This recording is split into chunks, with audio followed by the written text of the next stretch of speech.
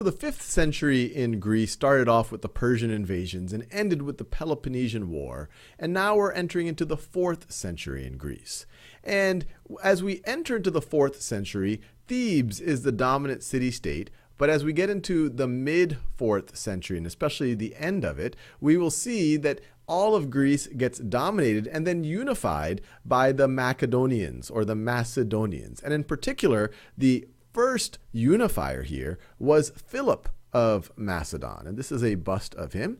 And he's known as he comes to power in 359 BCE. He comes to power. His father was king of Macedon, but then his older brothers die. It's actually his nephew who is heir to the throne. He becomes regent for his infant nephew, which means he has the power temporarily, but then he actually takes full control and becomes king of Macedon, or Macedon as it's often pronounced, in 359 BCE. And what he then goes off about doing is taking over most of the Greek city-states, and eventually he's able to unify most of the Greek city-states. And you can see on this map here, which I got from Wikipedia, this is a little bit of information about the map, you can see how he expanded his empire over time.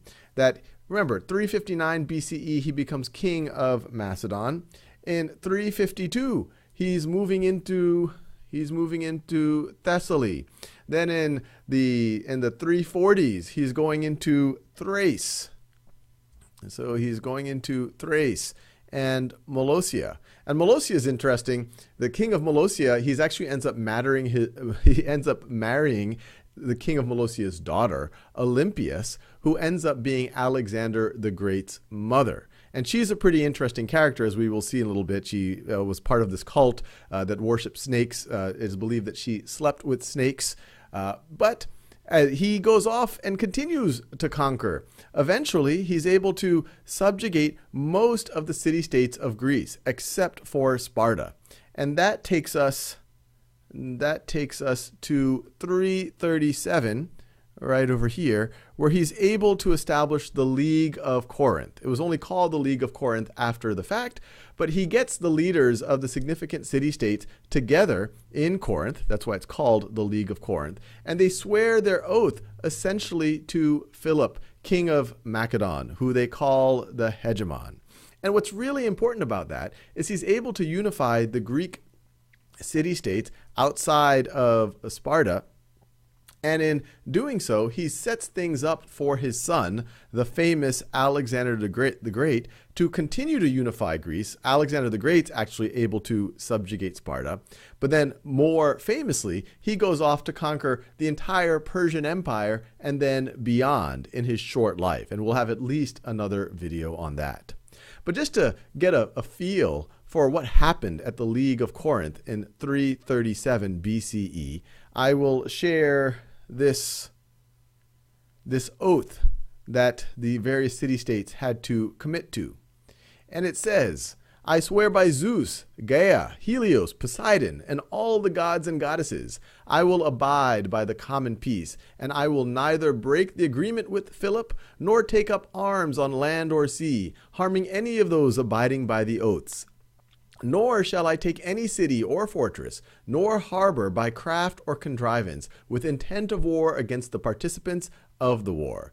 Nor shall I depose the kingship of Philip or his descendants, nor the constitutions existing in each state when they swore the oaths of the peace. Nor shall I do anything contrary to these agreements, nor shall I allow anyone else as far as possible. But if anyone does commit any breach of the treaty, I shall go in support as called by those who need, and I shall fight the transgressors of the common peace, as decided by the council and called on by the hegemon, who is, when the oath is made, who is Philip of Macedonia." Now, unfortunately for Philip, this happens in 337, where for the most part, he's the first to unify the Greek city-states outside of Sparta, but he's only able to live about a year after that. A year later, we're now in 336 BCE, and he's in the old capital of the Macedonian kingdom, which is very close to Pella. celebrating the wedding of his daughter to his brother-in-law. So his daughter, who is Alexander's sister, she is being married to Olympias's brother. So he's marrying his daughter to her uncle, and it is during that wedding that Philip of Macedon is killed by Pausanias, who is his bodyguard. And there's a lot of really interesting stories. So he's killed at the wedding in 336 BCE.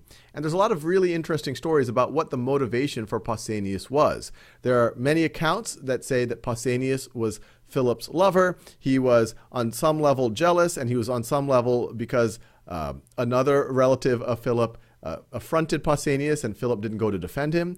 There's some narratives that this was arranged somehow by Olympias, Philip's wife and the mother of Alexander, to put Alexander on the throne. There are some motivations there because also shortly before the assassination, he took a second wife, which was his more favored wife as opposed to Olympias. So there's a lot of really interesting accounts, and I encourage you to read up on it.